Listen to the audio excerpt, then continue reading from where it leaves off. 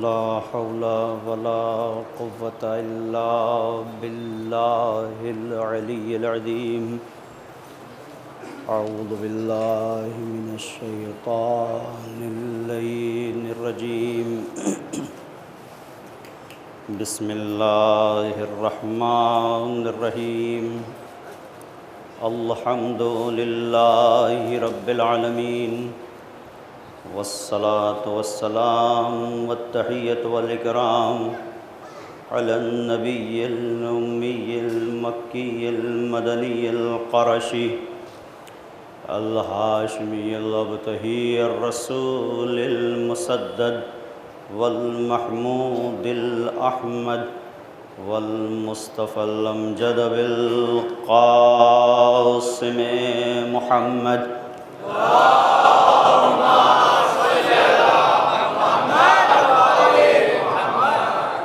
وعلى آله الطيبين الطاهرين المعصومين المظلومين، لا سيما بقية الله الأعظم في الأرضين، ولعنة الله على أعدائهم أجمعين من ليلنا هذا إلى قيام يوم الدين. أما بعد، فقد قال الله الحكيم في كتابه الكريم. بسم الله الرحمن الرحيم. يا أيها الذين آمنوا استجيبوا لله وللرسول إذا دعاكم لما يحييكم واعلموا أن الله يحول بين المرء وقلبه وأنه إليه تحشرون. صلوات.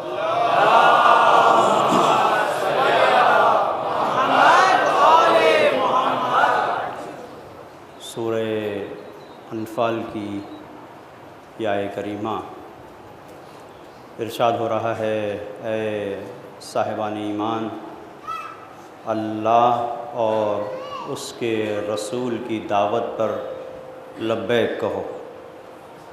لما یحییکم، اس لیے کہ اس دعوت کے اندر تمہاری زندگی ہے.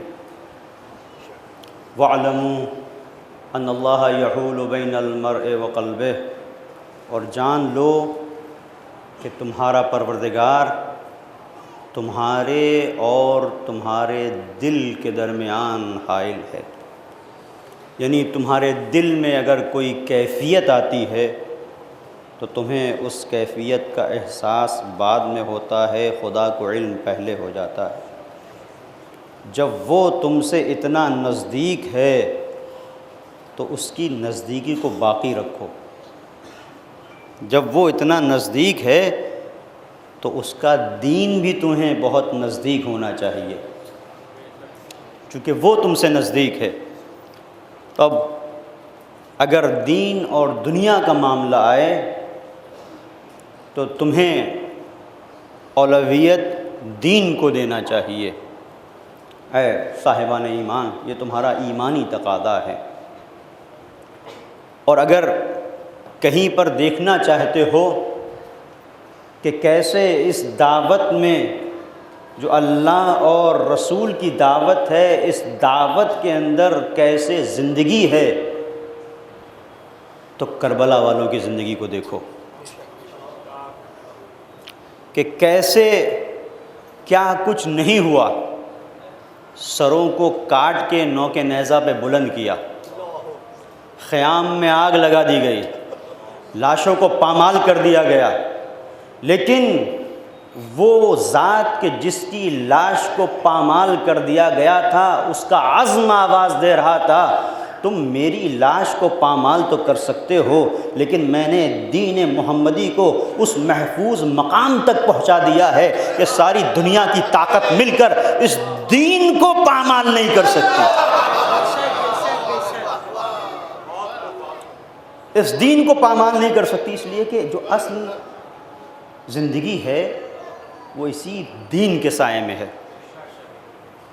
ایک آنے والا آیا امام جعفر صادق علیہ السلام کی خدمت میں.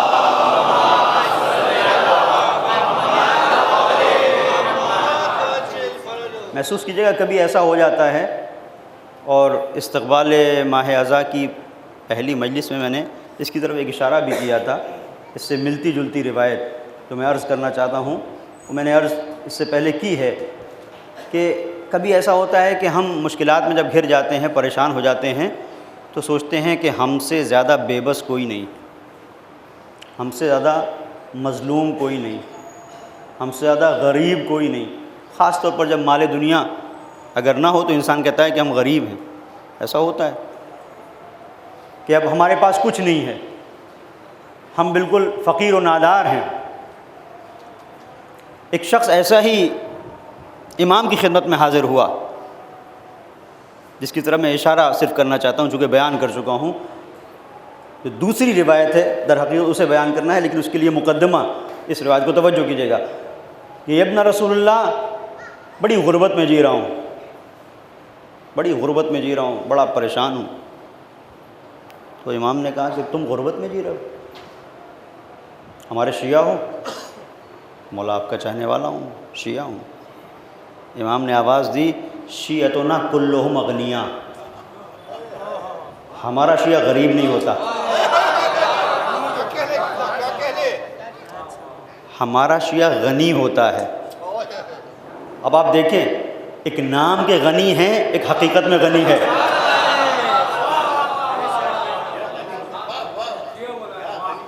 وہ جو نام کے غنی ہوتے ہیں ان کی جو غناعت ہے، جو ان کی بے نیازی ہے، وہ کب تک رہتی ہے؟ جب تک حکومت رہے، جب تک ثروت رہے۔ ثروت گئی، وہ جو غنی تھے اونھے منہ گرے فقیر ہو گئے۔ حکومت گئی تو اب وہ جو بہت بڑا غنی بن رہا تھا، حکومت کے بل پر بن رہا تھا، اب حکومت نہیں تو کوئی پوچھنے والا بھی نہیں۔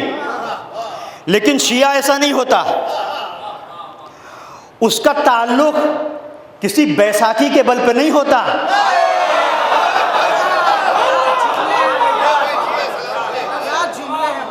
اسے مالدار عشق علی بناتا ہے۔ اور عشق علی وہ ہے، حکومت چھن سکتی ہے، پیسہ چھن سکتا ہے، شہرت چھن سکتی ہے، منصب چھن سکتا ہے، لیکن عشق علی وہ دولت ہے جو کوئی چھین نہیں سکتا۔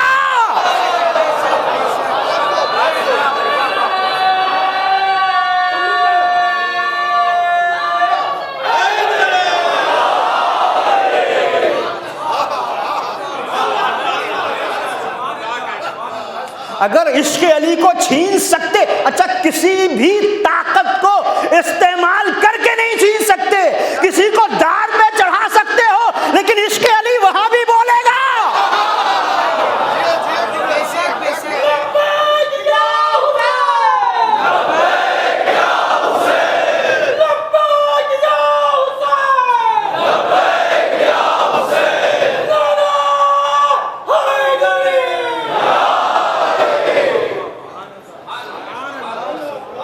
تو امام نے کہا کلہم اغنیاء، سب کے سب ہمارے شیعہ غنی ہیں، مالدار ہیں، سب کے سب مالدار ہیں۔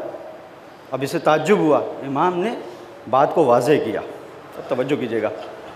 امام نے کہا کہ یہ بتاؤ، اگر ساری دنیا کی جتنی بھی دولت ہے تمہارے قدموں میں لا کے ڈال دی جائے، تمہارے قدموں میں لا کے ڈال دی جائے، اور تم سے یہ کہا جائے کہ دل سے محبت علی کو نکال دو، یہ دولت تمہاری ہے، تو تم کیا کرو گے؟ کہا مولا خدا کی قسم، اگر عشق علی دل میں ہے تو دنیا کی دولت سے اس کا سودا نہیں ہوگا۔ تو امام نے کہا پھر اپنے آپ کو فقیر کیوں کہہ رہے ہو؟ پھر تم اپنے آپ کو فقیر کیوں کہہ رہے ہو؟ وہیں پر امام کا ایک صحابی موجود تھا، اور اس نے مولا کی خدمت میں کہا کہ مولا یہ جو دنیا ہے نا، اس دنیا کے اندر جتنی بھی نعمتیں ہیں، مولا ہماری جو محبت ہے وہ اس دنیا کی جتنی بھی دولت ہے اس سے بہت زیادہ ہے آپ کے لیے۔ یہ روایت ہے جو آپ کی خدمت میں عرض کر رہا ہوں، آپ کے لیے جو ہماری محبت ہے یہ دنیا کے اندر جتنی بھی نعمتیں اس سے کہیں زیادہ ہے۔ امام نے کہا ہماری محبت کی توہین مت کرو. تم ہماری محبت کو دنیا سے قیاس کر. دنیا کیا ہے؟ کچھ کھا لینا، کچھ پہن لینا. یہ محبت اس سے بالاتر ہے. یہ انسان کو کمال تک پہنچاتی ہے اور اس مقام پر پہنچاتی ہے کہ انسان اتنا بے نیاز ہو جاتا ہے کہ بڑے سے بڑے انسان کی اس کی نظروں میں وقت نہیں رہتی. وقت اگر ہوتی ہے تو عشق علی کی ہوتی ہے. توجہ کیجیے گا، میں مثال دے کے بات کو واضح کروں. ایک صلوات پڑھیں محمد اور آل محمد پر.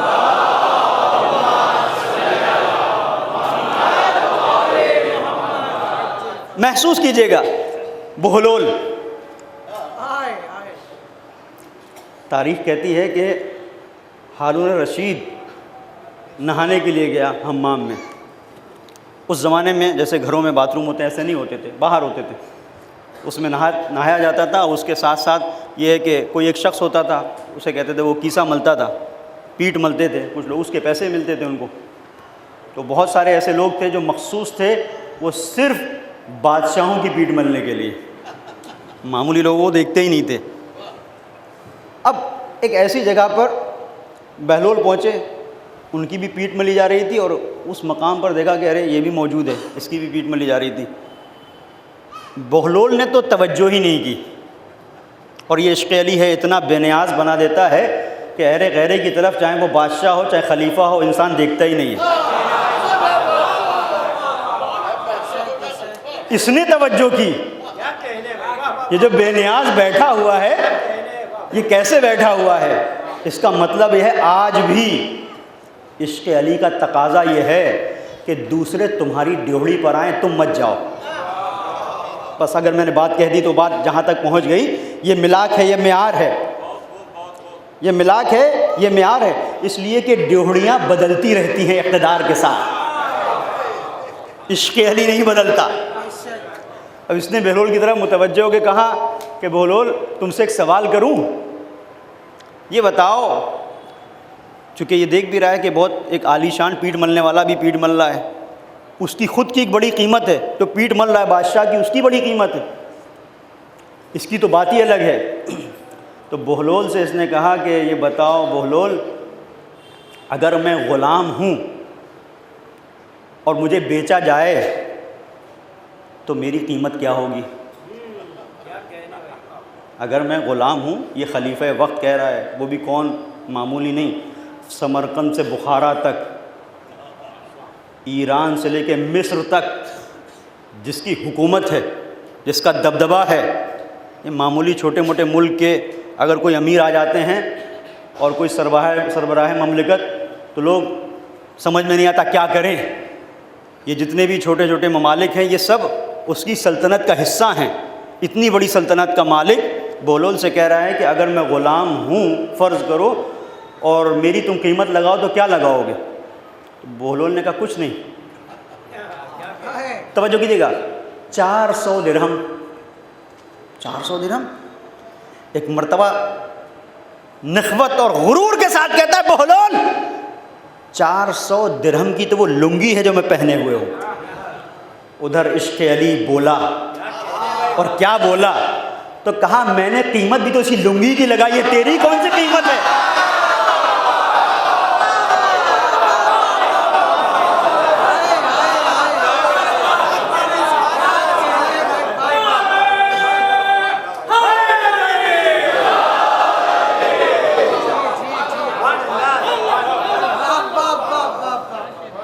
تو علی کے عشق نے فیصلہ کر دیا، ہمارے یہاں خلیفہ کی قیمت نہیں ہوتی، ولایت کی قیمت ہوتی ہے.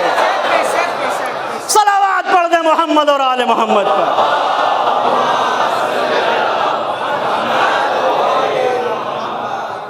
اب اس مرحلے پر وہ جو روایت میں آپ کی خدمت میں عرض کر رہا تھا کہ اگر دین ہے تو اس کا مطلب یہ ہے کہ انسان کی قیمت ہے. امام کی خدمت میں امام جعفر صادق علیہ السلام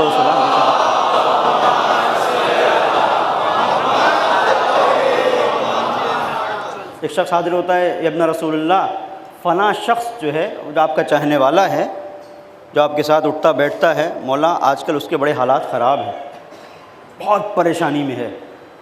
کہ دیکھیں انداز، امام کی نگاہ کیا ہے اور دنیا کی نگاہ کیا ہے، ولایت کی نگاہ کیا ہے اور ملوکیت کی نگاہ کیا ہے. یہاں سے سمجھ میں آئے گا کہ مولا بہت پریشان ہے، بہت مشکلات کا شکار ہے اور بہت فقیر ہو گیا ہے، بہت فقیر ہو گیا ہے. مولا نے سوال کیا کہ کیف دینو، اس کا دین کیسا ہے؟ فقیر تو ہو گیا ہے، لیکن یہ بتائیے کہ جو فقیر ہو گیا ہے، یہ مولا اپنے صحابی سے کہہ رہے ہیں، یہ بتاؤ کہ فقیر جو ہو گیا ہے یہ اپنے دین پر پابندی کے ساتھ عمل کر رہا ہے کہ نہیں؟ کہ مولا فقیر ضرور ہے لیکن اپنے دین پر ویسے ہی عمل کر رہا ہے جیسے پہلے کرتا رہا، مکمل طور پر عمل کر رہا ہے. مولانا نے سوال کیا کیف دینو، اس کا دین کیسا ہے؟ کہا مکمل طور پر دین پر عمل کر رہا ہے. ایک مرتبہ مولا نے جواب دیا واللہ هو الغنی، خدا کی قسم وہ فقیر نہیں ہے، غنی ہے. کیا مطلب؟ کیوں؟ اس لیے کہ دین پر عمل کر رہا ہے. یعنی مولا نے عشق علی کے نظریے کو واضح کیا. تمہاری نظر میں ہو سکتا ہے جن کے دل میں دنیا کی محبت ہے وہ دنیا کی نظر سے دیکھتے ہیں، جس کے پاس پیسہ ہے وہ امیر، جس کے پاس نہیں ہے وہ غریب.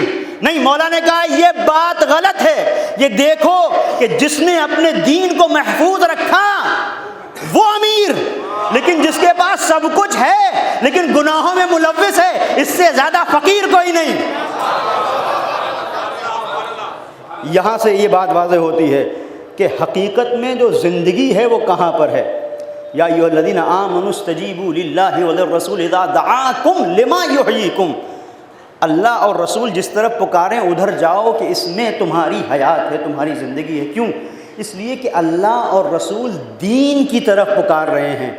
تو جو دین کی طرف چلا جائے وہ مالدار. کس بنیاد کے اوپر؟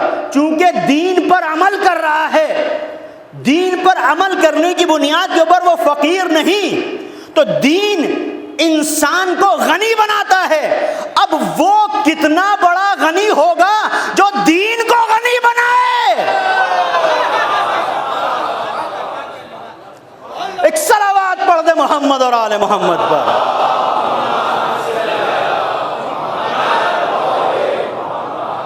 یہ نظروں کا پھیر بڑا عجیب ہوتا ہے، دنیا ظاہر دیکھتی ہے. اب میں مثال آپ کی خدمت میں عرض کر رہا ہوں، بڑی عجیب، اور تاریخ کے اندر ہے، علماء نے لکھا، علماء اہل سنت نے بھی اسے نقل کیا ہے اپنی کتابوں میں، کہ حضرت محمد مصطفیٰ صلی اللہ علیہ وآلہ وسلم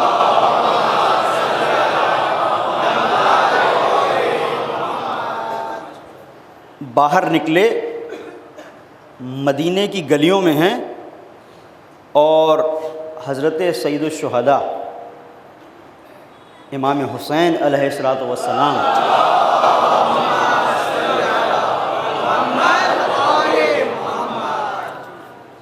رسول کے دوش پر ہیں. یہ دیکھیں، دو نگاہیں ہیں، دو نظریے ہیں چیزوں کو دیکھنے کے، ایک مادی اور ایک معنوی روحانی، جسے دینی نقطہ نظر کہتے ہیں. یہ آج نہیں ہے، یہ کل بھی تھا. تو ایک صحابی نے دیکھا کہ پیغمبر اپنے نواسے کو اپنے دوش کے اوپر لے کے چل رہے ہیں، دوش کے اوپر. تو یہ جو دوش کے اوپر دیکھا تو کیا کہا؟ کہا نعم الراکب، یہ کتنا اچھا سوار ہے کہ جو رسول کے دوش پر سوار ہے، یہ کتنا بڑا مرتبہ ہے. صحابی نے کیا دیکھا کہ حسین دوش پیغمبر پر سوار ہیں. رسول نے نظر کو تبدیل کیا، کہا یہ کیوں نہیں کہتے، یہ کیوں نہیں کہتے کہ کتنا اچھا سوار ہے جو میرے دوش پر سوار ہے. صحابی نے کیا کہا تھا کہ کتنی اچھی سواری ہے، یعنی رسول کو دیکھ کر اس نے کہا تھا یہ کتنا اچھا لے کے چل رہے ہیں کہ جس کے اوپر حسین سوار ہے. توجہ کیجیے گا، یعنی کتنی بڑی یہ ایک اہمیت ہے، ایک قدر ہے، ایک منزلت ہے حسین کے لیے. توجہ کیجیے گا کہ دوش پیغمبر پر سوار ہیں. رسول نے نظریے کو تبدیل کیا کہ شرف یہ نہیں ہے کہ میرے دوش پر حسین سوار، شرف یہاں پر حسین کا ہے۔ توجہ کیجئے گا، شرف یہاں پر یہ ہے کہ میں نے حسین کو چونکہ اپنے دوش پر سوار کیا ہے تو اہمیت کو بتا رہا ہے یہ سوار ہونے والا کتنا عظیم مرتبے کا حامل ہے، کتنے عظیم مرتبے کا حامل ہے۔ تو دو نگاہیں تھی، ایک نظر سواری کو دیکھ رہی تھی، ایک نظر سوار کو دیکھ رہی تھی۔ اب آپ اس کو ذرا محسوس کیجئے گا کہ یہ کمال ہے پیغمبر کا، کہ پیغمبر نے اس بات کی طرف متوجہ کیا کہ تم یہ دیکھ رہے ہو جس نے سوار کیا ہوا ہے اس کی ذات بہت بلند ہے، میں یہ بتانا چاہتا ہوں جو میرے دوش پر سوار ہے اس کی ذات بہت بلند ہے، جو میرے دوش پر سوار ہے اس کی ذات بہت بلند ہے۔ اب ہو سکتا ہے کہ یہاں پر بعض لوگ یہ کہیں کہ اس میں کون سی فضیلت ہے، اور اس میں بلکہ ایک نقص ہے کہ پیغمبر اپنے دوش پر حسین کو سوار کیے ہوئے ہیں۔ تو اب یہ ایک طرح سے ایک بعض لوگ جن کو ہضم نہیں ہوتی یہ بات، وہ اس میں ایک پہلو لے کے آتے ہیں کہ یہاں تو رسالت کی سطح کو کم کر دیا گیا۔ توجہ کیجیے گا، لیکن بات یہ نہیں ہے، پیغمبر کسی ایک حقیقت کی طرف اشارہ کرنا چاہتے ہیں، اور وہ اشارہ کیا ہے؟ ایک مثال کے ذریعے سے فرض کریں کہ بعض لوگ کے ذہن میں یہی شبہ ہے نا کہ پیغمبر نے اگر دوش پر امام حسین کو سوار کر لیا اس کا مطلب رسالت کی اہمیت گھٹ گئی، دوش پر سوار کر لیا، لہٰذا کیوں اہمیت کا مرحلہ لے کے آتے ہیں؟ تاکہ یہ کہہ سکیں کہ یہ واقعہ ہوا ہی نہیں، یہ واقعہ نہیں ہوا۔ اگر آپ کہتے ہیں کہ دوش پر پیغمبر نے سوار کیا، اس کا مطلب یہ ہے کہ جو ظاہری مرتبہ ہے وہ نواسے کا وہ نہیں ہے جو پیغمبر کا ہے، تو پیغمبر نے اگر سوار کر لیا تو رسالت کی اہمیت کم ہو گئی۔ تو اس چیز کو اگر سمجھنا ہے، فرض کریں کہ ایک بہت بڑا جہاز ہے پانی کا، بہت سارے لوگ اس میں سوار ہیں، اور ایک ایسی منزل پر وہ جہاز پہنچے جہاں پر بکھری ہوئی لہریں اس کے اوپر حملہ آور ہو جائیں، ایک ایسی منزل پر پھنس جائے کہ جہاں پر لہریں اسے غرقاب کرنے کے درپے ہوں، اور اس مقام پر ایک جو کیپٹن ہے، جو جہاز کا ناخدا ہے، وہ بڑی محنت سے اس جہاز کو اپنی ٹیکنک کو استعمال کرتے ہوئے ساحل نجات تک لے کے آ جائے، اور جب وہ لے کے آ جائے تو جہاز کا مالک آئے اور اسے اپنے دوش پر سوار کر لے، تو آپ یہ بتائیے گا جگہ بدل جائے گی؟ نہیں، وہ جو ناخدا ہے ناخدا رہے گا، جو جہاز کا مالک ہے وہ مالک رہے گا۔ تو کسی کو اگر دوش پہ بٹھا لیا تو اس کا مطلب نہیں ہے کہ رسالت کی اہمیت کم ہو گئی۔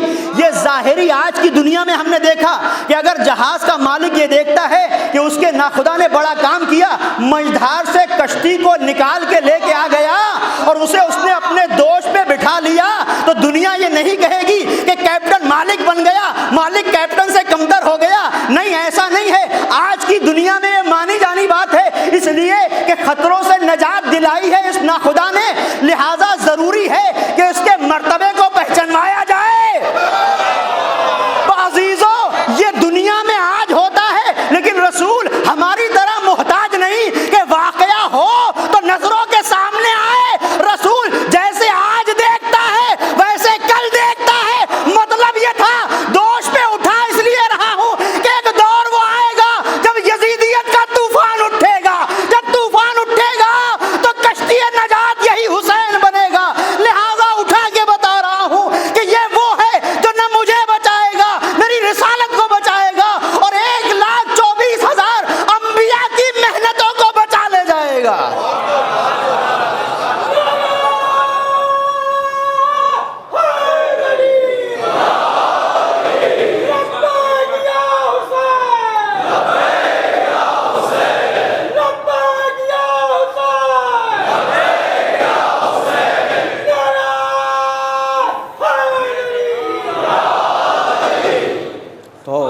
پیغمبر نے در حقیقت یہ واضح کیا کہ جب تو یہ دو نظر ہے۔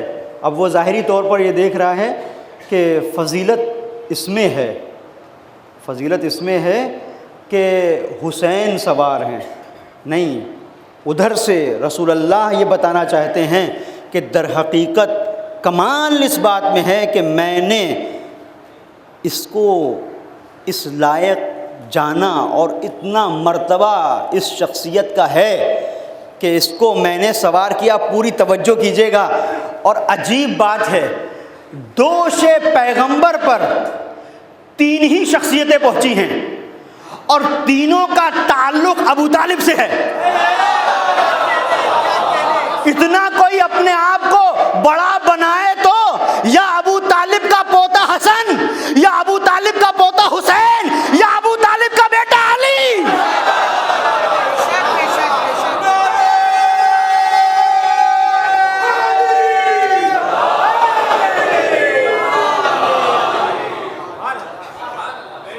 ورنہ پیغمبر نے تو بعض ایسے ہیں جو سوچتے رہ گئے کہ پیغمبر کی چھوٹی سی انگلی تھام لے، اجازت نہیں دی پیغمبر نے، لیکن کچھ لوگوں کو دوش پہ بھی سوار کیا اور کچھ کو اپنے سینے پہ بھی سلایا۔ یہ پیغمبر بتانا چاہتے ہیں کہ یہ شخصیتیں کیا ہیں۔ یہ وہ شخصیتیں ہیں کہ جن کی بنیاد کے اوپر دین پیغمبر باقی رہنے والا ہے، شریعت پیغمبر محفوظ رہنے والی ہے۔ یہ وہ شخصیتیں ہیں کہ جن کی نگاہ وہی ہے جو پیغمبر کی نگاہ ہے۔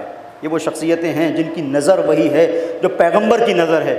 اور میں نے کل آپ کی خدمت میں عرض کیا تھا کہ اس دور میں نہیں نکلے لوگ، لیکن فرزند زہرا نکلا، فرزند رسول نکلے، سید الشہداء نکلے، اور یہ کہتے ہوئے، اعلان کرتے ہوئے نکلے کہ میں نکل اس لیے رہا ہوں کہ کسی کا غلام نہیں ہوں۔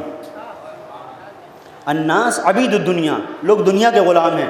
والدین لائق علی السنتہم، اور یہ دین ان کی زبان پر چڑھا ہوا ایک ذائقہ ہے۔ یہ لائق علی السنتہم یحوتونہ ما درت معاشہم، یہ تب تک دین دین کہتے ہیں جب تک ان کی روزی روٹی چلتی رہتی ہے، یعنی دین اس وقت تک مانتے ہیں جب تک ان کا اپنا دھندا پانی چلتا رہے، اور جب یہ ان کا دھندا پانی کچھ اس میں مشکل ہو گئی تو اب دین بھی گیا۔ تو بہت سارے ایسے لوگ تھے جو اس لیے دین کو مان رہے تھے کہ مال غنیمت مل رہا تھا، تو اب در حقیقت دین نہیں تھا، یہ در حقیقت مال غنیمت تھا جو دین سے مل رہا تھا، تو دین کی بات کر رہے تھے۔ اب یہاں مال غنیمت کی بات نہیں ہے، یہاں جو کچھ ملا ہے اسے خدا کی راہ میں دینے کی بات ہے۔ تو سید الشہداء نے آواز دی الناس عبید الدنیا والدین لائق علی السنتہم، اور دین ان کی زبان پر چڑھے ہوئے ذائقے سے زیادہ نہیں ہے۔ وَإِذَا مُحِّسُوا بِالْبَلَاءِ قَلَّ الدَّيَّانُونَ، اور جب انہیں منزل امتحان میں لایا جاتا ہے تو دیندار لوگ کم ہو جاتے ہیں۔ کمال ہے ان شخصیتوں کا، توجہ کیجیے گا، کمال ہے ان شخصیتوں کا کہ جن کا دین ماحول، نظریہ، حالات دیکھ کے بدلتا نہیں۔ جو دین ہے وہ دین رہے گا، اور یہ عشق علی کی دین ہے۔ یہ جہاں عشق علی ہوتا ہے وہیں پر اتنی طاقت دین کے اندر آ جاتی ہے۔ اور آپ دیکھیں بہت سارے ایسے نمونے ہیں، میں ایک نمونے کی طرف اشارہ کر رہا ہوں۔ آپ نے نام جناب ابو ذر کا سنا ہے، ابو ذر غفاری مولا کا چاہنے والا عاشق۔ ایک بار اصحاب کے مجمع میں امیر المومنین علی ابن ابی طالب علیہ السلام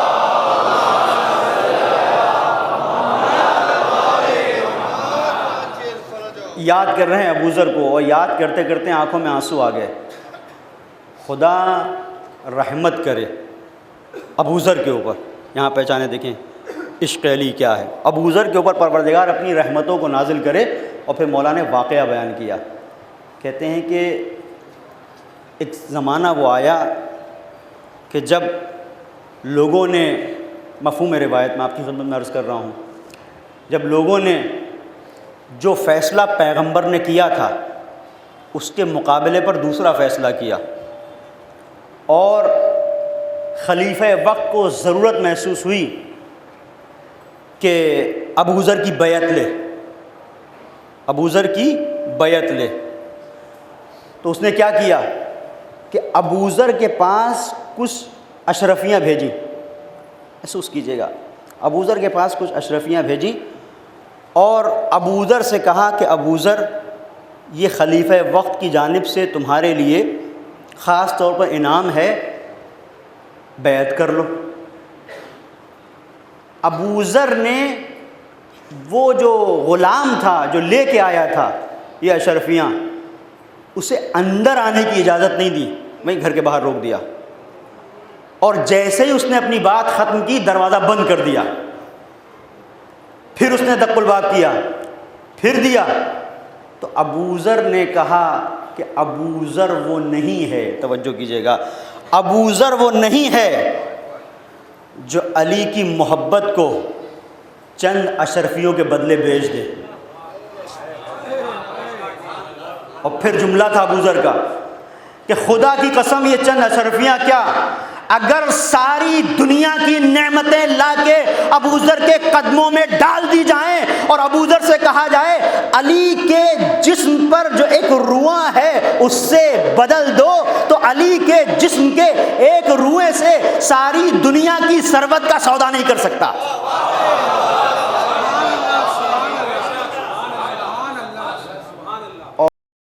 اب مرحلہ ہے، مولا نے اصحاب کو متوجہ کر کے کہا، اور سنتے ہو جب یہ اشرفیاں ابو ذر کے گھر پہنچی ہیں 3 دن ہو گئے ابو ذر کے گھر کھانا نہیں پکا تھا، فاقہ تھا۔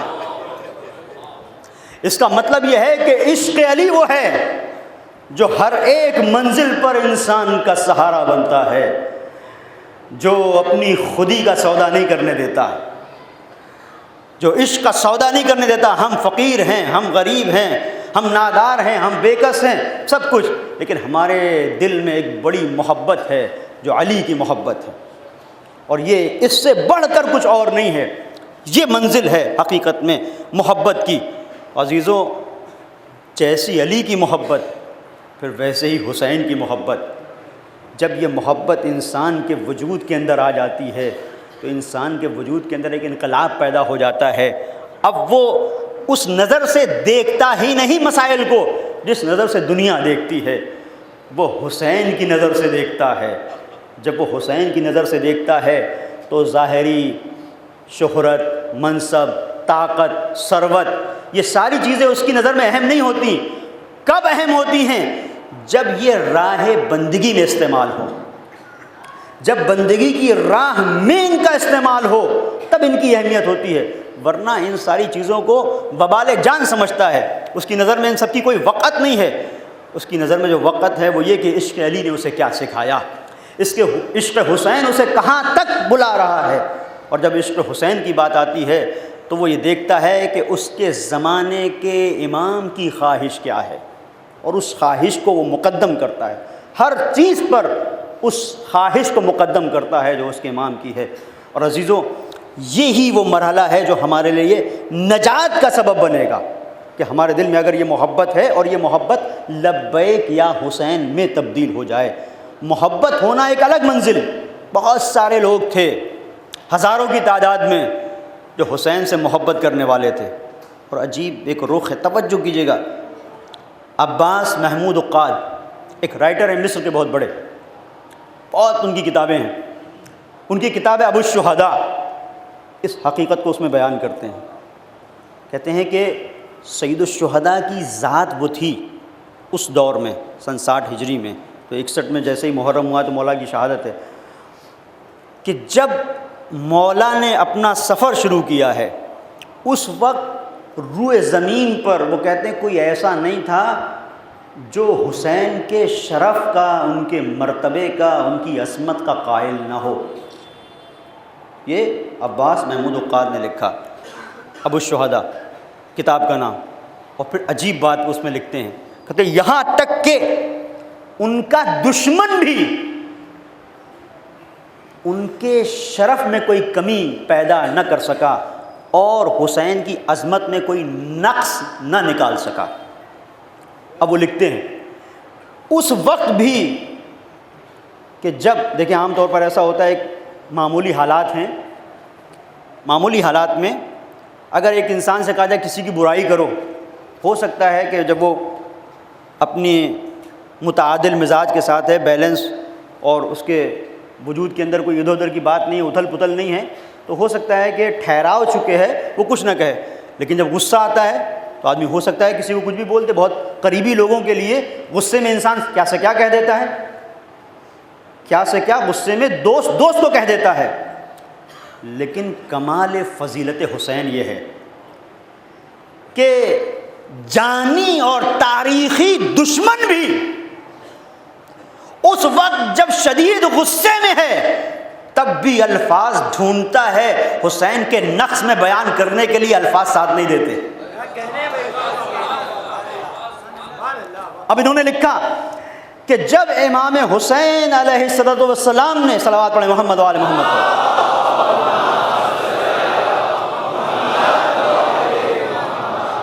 امیر شام کو خط لکھا ہے اور خط کے اندر توبیخ کی ہے قاعدے سے، جسے ہم آج کی زبان میں کہیں کھری کھوٹی سنائی ہے، جس کا وہ اہل تھا۔ اس وقت کچھ لوگوں نے اسے بھڑکانے کے لیے کہا کہ ایسا خط تمہارے پاس آیا ہے، اب تمہیں اس کا جواب دینا ہے، تو تم بھی حسین کے لیے کچھ ایسا کہو کہ ان کی عظمت کم ہو جائے۔ تو اس نے اس خط کو پڑھ لینے کے باوجود، غصے میں آنے کے باوجود یہ کہا خدا کی قسم حسین اس منزل شرف پر ہیں کہ کوئی ایسا لفظ نہیں ہے کہ حسین کی شان کو کم کرنے کے لیے میں بیان کروں۔ الفضل ما شہدت بہ الاعداء، فضیلت یہ نہیں ہے کہ دوست انسان کا قصیدہ پڑھے، فضیلت یہ ہے کہ دشمن بھی قصیدہ پڑھنے پر مجبور ہو جائے۔ اور اس مرحلے پر عجیب بات کہی اس نے، کہتا ہے کہ مولا کائنات کے سلسلے سے، یہ تاریخی حقیقت ہے، اس کو سمجھیے گا کہ دشمن کیسی چالیں چلتا ہے اور کس انداز سے فضیلتوں کو چھپانے کی کوشش کرتا ہے۔ اور پھر سرکار رسالت مآب کو ہمارا سلام کہ کن کن جگہوں کو محسوس کیا ہے کہ کہاں کہاں سے لوگ علی کی فضیلتوں پہ پردہ ڈالیں گے، لہذا پہلے ہی اس کا تدارک کر دیا۔ پوری توجہ کیجیے گا، جب وہ خط پہنچا ہے اور غصہ آیا ہے اسے، اور کسی نے اور غصہ دلانے کی کوشش کی کہ حسین کے خلاف تو بھی کچھ بول دے، تو کہا نہیں، حسین کے اندر کوئی ایسی میں کمی نہیں پاتا ہوں۔ ادھر سے ہاں علی کے اندر تو ایسی کمیاں تھیں، یہ کہتا ہے علی کے اندر تو ایسی کمیاں تھیں کہ میں لوگوں کو ورغلانے میں کامیاب ہو گیا، لیکن حسین نے اپنے شرف میں کوئی کمی نہیں چھوڑی۔ اب ایک حدیث تھی، اس کا مطلب میری سمجھ میں نہیں آتا تھا، پوری توجہ کیجیے گا، آپ کو لطف آئے گا، آپ نے بھی سنی ہوگی۔ سوچتا تھا یہ کیا ہے، لیکن جب یہ پڑھا عباس محمود عقاد نے جو ابو الشہداء میں لکھا، اور یہ بات کہ امیر شام نے کہا کہ علی کے اندر تو کچھ کمیاں تھیں لیکن حسین تمام کمیوں سے دور ہے، میں کچھ نہیں کہہ سکتا، تو انسان کے ذہن میں آتا ہے یہ کیا کہہ گیا۔ اور اس کے ذیل میں بہت سارے لوگوں نے اپنی اپنی باتیں کہیں۔ علامہ تقی جعفری نے خاص طور پر کہا کہ شاید یہ کہنا یہ چاہتا تھا کہ لوگوں کو میں بے وقوف بنانے میں کامیاب ہو گیا علی کے سلسلے سے، لیکن کمال حسین کا یہ ہے کہ حسین نے اس طرح سے سجایا معرکہ کربلا کو کہ صفین کی تکرار نہیں ہونے دی۔ کاش کہ میری بات واضح ہو جائے۔ اتنی محنت سے، اتنے سلیقے سے سجایا کہ اب کوئی قرآن ایسا نہیں تھا جو نو کے نیزہ پہ بلند ہوتا۔ ہاں سروں کو ظالموں نے بلند کیا تو ان کی شکست لکھی گئی کہ نو کے نیزہ پہ بلند ہو کے تلاوت قرآن کریم کی۔ تو یہ مرحلہ کربلا کا ہے، وہاں پر صفین میں نیزوں کے اوپر پتھروں کو باندھ کے بلند کر دیا تھا اور کہا تھا یہ قرآن ہے، قرآن حکم بنے گا ہمارے اور علی کے درمیان میں، تو لوگ پیچھے ہٹ گئے تھے۔ اسی کی طرف علامہ تقی جعفری نے اشارہ کیا، شاید امیر شام نے یہ کہنا چاہا، لیکن جب میں نے ایک حدیث پڑھی تو احساس ہوا، ایک صلوات پڑھیں محمد و آل محمد پر۔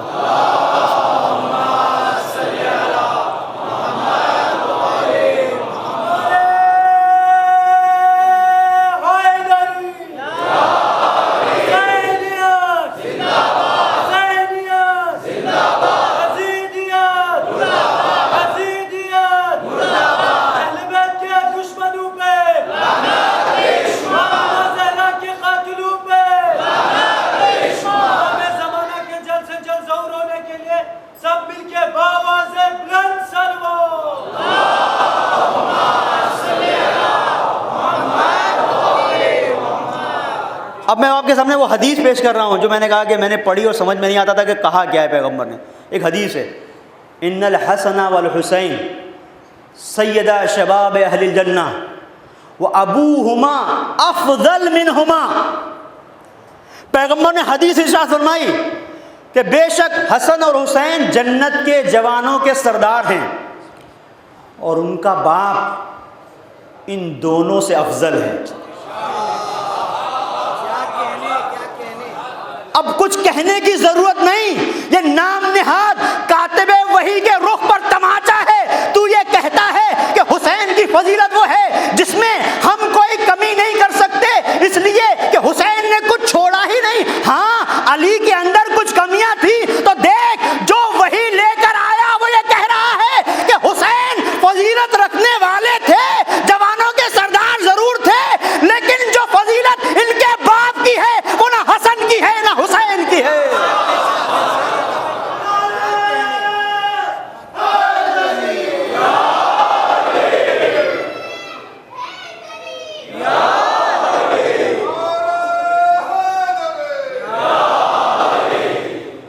اب دیکھیں، محسوس کریں، ابوہما افضل منہما، یہ کہنے کی ضرورت نہیں تھی، لیکن پیغمبر دیکھ رہے تھے ایک زمانہ وہ آئے گا کہ جب علی کی فضیلتوں کو چھپایا جائے گا اور بڑے بڑے خبیث لوگ ہوں گے اس طرح سے چھپانے کی کوشش کریں گے کہ بیٹے کو آگے لائیں گے تاکہ باپ کو کہ نہیں، میں باپ کی فضیلت کو ایسے بیان کر جاؤں گا کہ جتنا چھپانا چاہیں گے اپنے وجود کی غلاظت کو ظاہر کریں گے. صلوات پڑھ دے محمد اور آل محمد.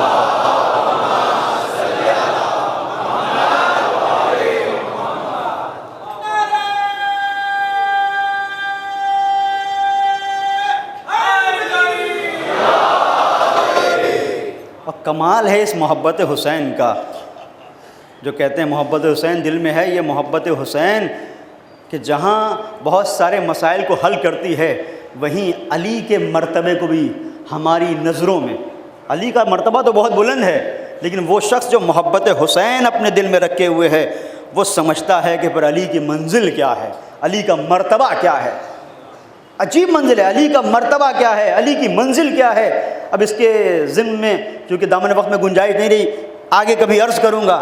یہاں پر روکتے ہوئے آپ دیکھیں جس طریقے سے علی کی منزل ہے اسی طریقے سے بعد کے آنے والے علی اور ان سب کی فضیلتوں اور ان کے شرف کو سید الشہداء نے واضح کیا ہے، کربلا نے واضح کیا ہے.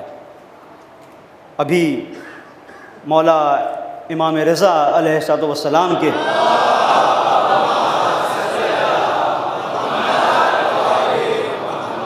مرقد پر جو چادر چڑھائی گئی ہے اور وہ چادر جو ان کے مرقد پر تھی وہ یہاں کچھ مومنین کے تعاون سے پہنچی ہے، اس کی آپ زیارت کریں گے.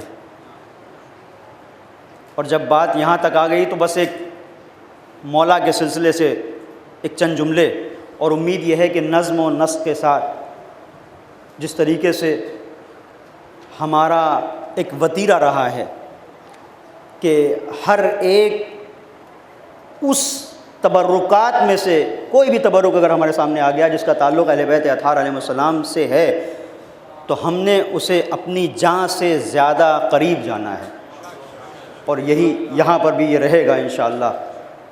بڑا کریم امام ہے جسے علی ابن موسیٰ الرضا کہا جاتا ہے، امام رؤوف.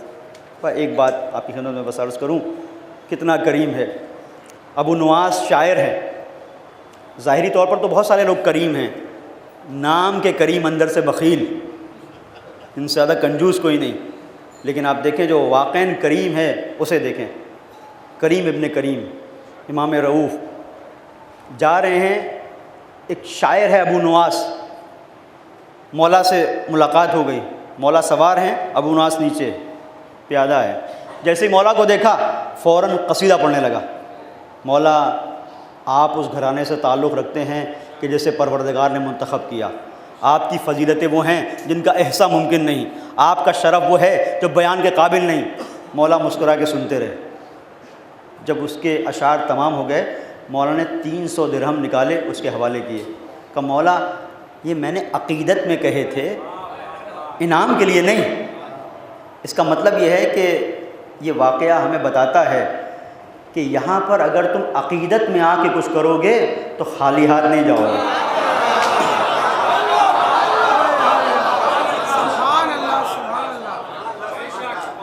اب انسان سوچ سکتا ہے کتنا کرم، یہ دے دیا کافی تھا، نہیں۔ امام گھوڑے سے اترے، اپنے گھوڑے کی مہار اس کے حوالے کی، لگا۔ اب یہ حیران و پریشان، مولا یہ 300 درہم بہت تھے۔ کہا نہیں، مجھے اچھا نہیں لگا کہ میرے خاندان کے سلسلے سے تو قصیدہ پڑھے، مفہوم عرض کر رہا ہوں، تو قصیدہ پڑھے اور تو پیادہ ہو، میں سوار رہوں۔ تو پیادہ ہے، تجھے زیادہ ضرورت ہے۔ مولا نے گھوڑا اس کے حوالے کر دیا، خود پیدل ہو گئے۔ یہ واقعاً کریم ہے۔ اور آپ دیکھیں کہ اس کا کرم کہاں تک ہے، لوگوں کے ذہنوں کو پڑھ لینا۔ ایک کریم انسان کا وتیرہ ہے، ایک کریم انسان۔ کسی نے سوال کیا امام حسن مجتبیٰ علیہ السلام سے،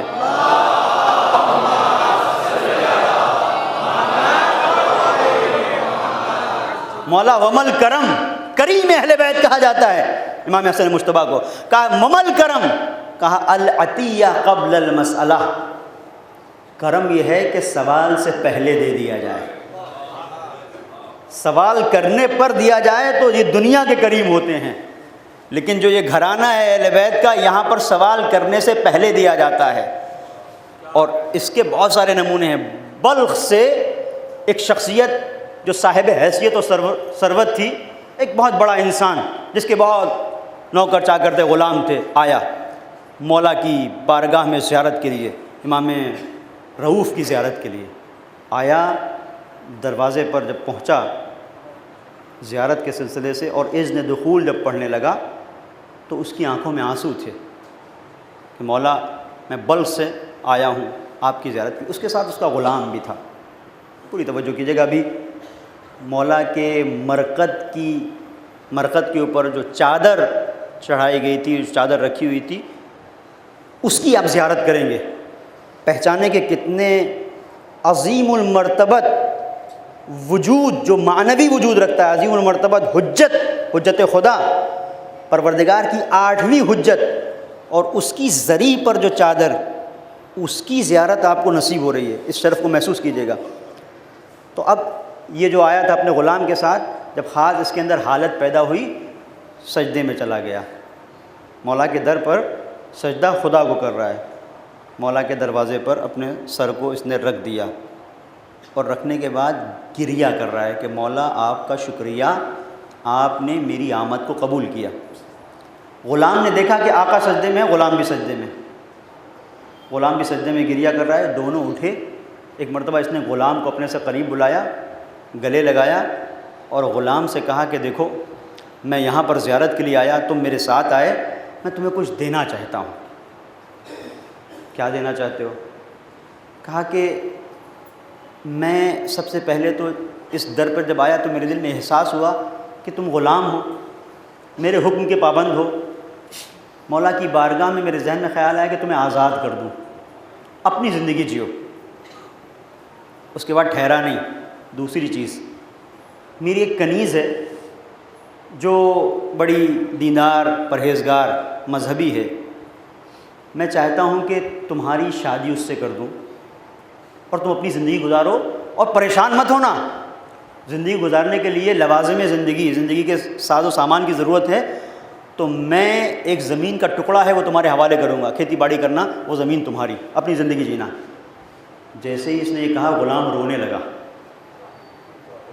ہچکیاں سسکیاں بن گئی۔ تو اس نے پوچھا، یہ بلخ کے آنے والے نے، آقا نے، کہ غلام یہ تو رو کیوں رہا ہے؟ یہ میں جو چیزیں دے رہا ہوں یہ تو خوشی کی ہیں۔ کہا رو تو اسی لیے رہا ہوں کہ جب بارگاہ امام رضا میں داخل ہوا تو بھی سجدے میں تھا، میں بھی سجدے میں تھا، مجھے تیری دعاؤں کا پتہ نہیں، لیکن مولا امام رضا سے میں نے سر کو سجدے میں رکھ کے یہ کہا تھا، مولا کیا ہو سکتا ہے میں آزاد ہو جاؤں، کیا ہو سکتا ہے میری بھی کوئی زندگی ہو۔ کہ جو 3 چیزیں مولا سے مانگی تھی وہ مولا نے دے دی۔ یہ امام رؤوف ہے، یہ امام امام کریم علی ابن موسیٰ رضا آپ گئے ہیں، اور آپ عزیز و سوچے کہ وہ امام ہے کہ جس نے سید الشہداء کے غم کے سلسلے سے ایک خاص انداز اختیار کیا، آنے والا آتا ہے، گریہ کر رہا ہے، کیا آواز دیتے ہیں، اور دیکھیں کس انداز سے گریہ ہوا ہے امام کے اوپر۔ امام جب نکل رہے ہیں، جب مدینے کو چھوڑ رہے ہیں، طوس کے لیے نکل رہے ہیں، تو سب کو جمع کیا، اہل خانہ کو جمع کرنے کے بعد امام نے کہا میرے اوپر گریہ کرو۔ تو جو وہاں پہ خواتین تھیں انہوں نے کہا کہ مولا اگر کوئی سفر پہ جاتا ہے تو اچھا شگون نہیں ہے کہ گریہ کیا جائے اس پہ۔ پلٹ کے مولا نے کیا کہا، ہاں اس کے لیے جس کی واپسی کی امید ہو، لیکن جو واپس نہیں آنے والا ہو۔ اور اس کے بعد یا ابن شبیب ان کنت باقیا علی شیء، شبیب کے بیٹے اگر کسی چیز پر گریہ آئے فبکی للحسین، تو حسین کے اوپر گریہ کرنا۔ یہ مولا امام رضا جن کی زری کی چادر کی آپ زیارت کریں گے، جب اس زری کی چادر سے اپنے آپ کو مس کرنا تو کہنا مولا کربلا ہمارے دل میں ہے۔ آپ کی بڑی تمنا تھی، آپ کا بڑا اہتمام تھا کہ آپ کے جد کے اوپر گریہ کیا جائے، تو مولا کربلا والوں پر گریہ کر کے آنسو بہا کے ہم اپنے وجود کو اس چادر سے متبرک کر رہے ہیں آقا۔ اور پھر امام نے فرمایا فَإِنَّهُ ذُبِحَ كَمَا يَذْبَحُ الْكَبْشُ، اس لیے میرے مولا پہ گریہ کرنا، اس لیے اس لیے کہ میرے جد کو ایسے ذبح کر دیا گیا جیسے گوسفند کو ذبح کیا جاتا ہے۔ گوسفند کو ذبح کیا جاتا ہے کہ مطلب کیا ہے؟ مطلب کیا ہے عزیزوں؟ مطلب علماء نے بیان کیا، علماء یہ بیان کرتے ہیں کہ جب کسی آپ گوسفند کو ذبح ہوتے ہوئے دیکھتے ہیں تو کوئی تعجب نہیں کرتا کیوں ذبح کر رہے ہو، کوئی نہیں کہتا کیوں ذبح کر رہے ہو، پانی پلایا تھا کہ نہیں، اس لیے کہ ہر ایک کو پتا ہے کہ گوسفند ذبح ہوتی ہے تو پانی پلا دیا گیا ہوگا۔ لیکن عزیزو مولا کہنا کیا چاہتے ہیں، یعنی اس طریقے سے حسین کو ذبح کر دیا گیا، کوئی نہ تھا جو کہتا کسے ذبح کر رہے ہو، اسے ہم نے رسول کے دوش پہ دیکھا ہے، کسے ذبح کر رہے ہو، سینے رسول پہ دیکھا ہے، کسے ذبح کر رہے ہو، فاطمہ کا گود کا پالا ہے، کوئی نہیں تھا۔ ایک بہن تھی جو دیکھ رہی تھی اور آواز دے رہی تھی کہ سرے ساتھ تو دیکھ رہا ہے میرا ماں جایا ذبح ہو رہا ہے۔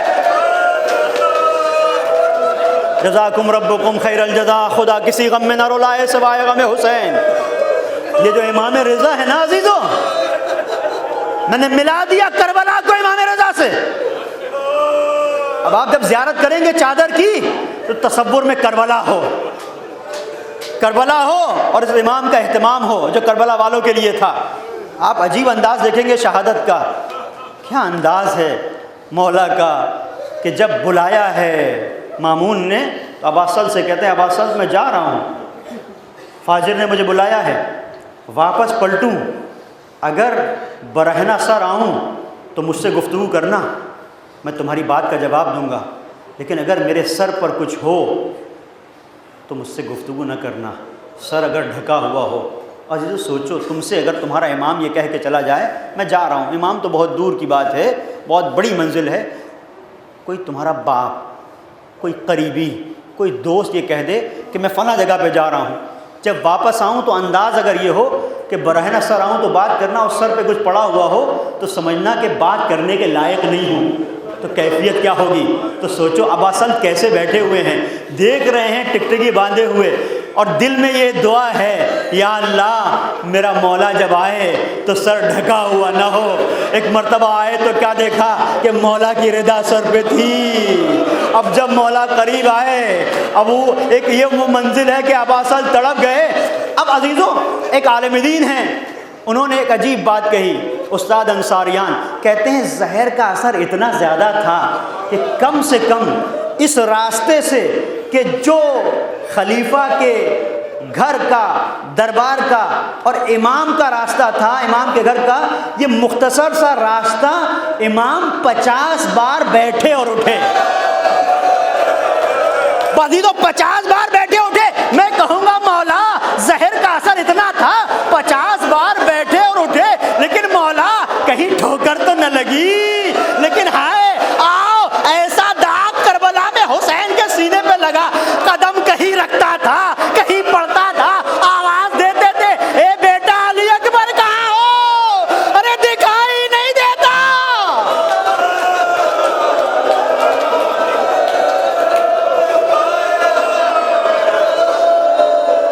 سلامت رہو، مولا کسی غم میں نہ رلائے سوائے غم حسین۔ یہ مولا امام رضا سے متصل اس لیے کیا کہ یہ چادر جب تمہاری نظروں کے سامنے آئے تو غربت امام رضا سامنے آئے۔ اور عجیب مرحلہ ہے اسی عالم میں، اتنا کریم امام ہے کہ قدم کہیں رکھ رہے تھے، کہیں پڑھ رہے تھے۔ مولا جب پہنچے تو ایک مرتبہ گھر میں جیسے ہی داخل ہوئے ابا اصل سے کہا دسترخوان لگاؤ، دسترخوان لگاؤ۔ عزیزوں جب دل پر چوٹ لگے اور گریے کی آواز بلند ہو تو روکنا نہیں،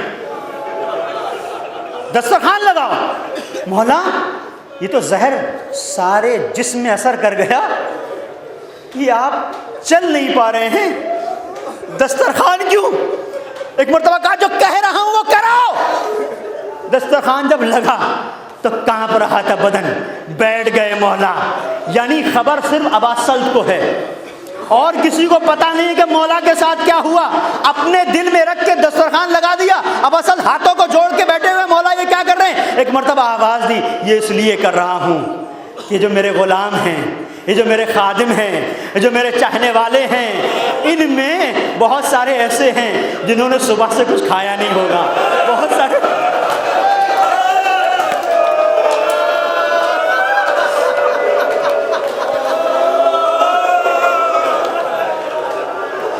سارے بھوکے ہوں گے۔ میں نہیں چاہتا کہ میری شہادت کے بعد لوگ تجہیز و تکفین میں مشغول ہو جائیں اور کوئی بھوکا رہے، کوئی تڑپتا رہے، کوئی پیاسا رہے۔ میں کہوں گا مولا اتنا خیال کیا، ارے کربلا میں آ جاتے، یہاں بھی تو ننھی سکینہ بھوکی ہے۔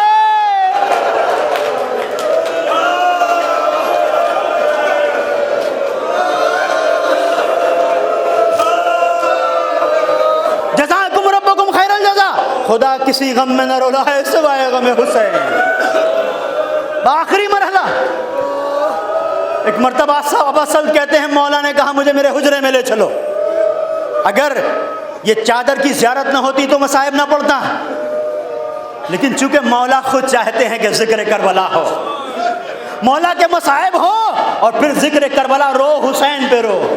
عزیزوں مولا نے خود خواہش کی ہے کہ جب کبھی میرے اوپر گریہ آئے تو مجھ پر مت رونا، میری غربت پہ مت رونا، حسین پہ رونا۔ تو مولا کے مصائب گریہ حسین پہ کرنا ہے۔ کہا ابا سلط مجھے میرے حجرے میں لے چلو۔ حجرے میں ابا سلط لے کے گئے۔ اب مولا تڑپ رہے ہیں، تڑپ رہے ہیں، زہر کا اثر ہے۔ عجیب کیفیت عزیزو، جب زہر شدید طور پر اثر کرتا ہے تو انسان کو پیاس بہت لگتی ہے۔ جب پیاس لگتی ہے تو عزیزو کیا ہوتا ہے کہ انسان کے سامنے اندھیرا چھانے لگتا ہے۔ یہی کیفیت ہے عزیزو، ہر ایک امام کی شہادت زہر سے ہے۔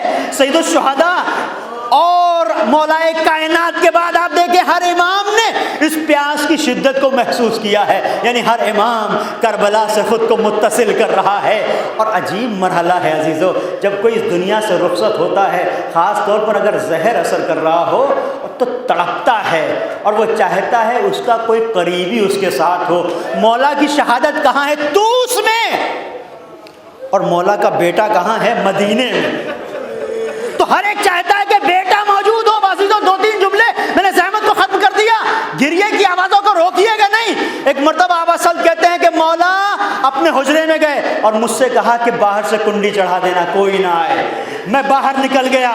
ایک مرتبہ باہر میں نے دیکھا ایک صاحبزادے کو جو صحن خانہ میں موجود تھا۔ میں نے کہا ارے آپ کہاں سے آئے؟ کون؟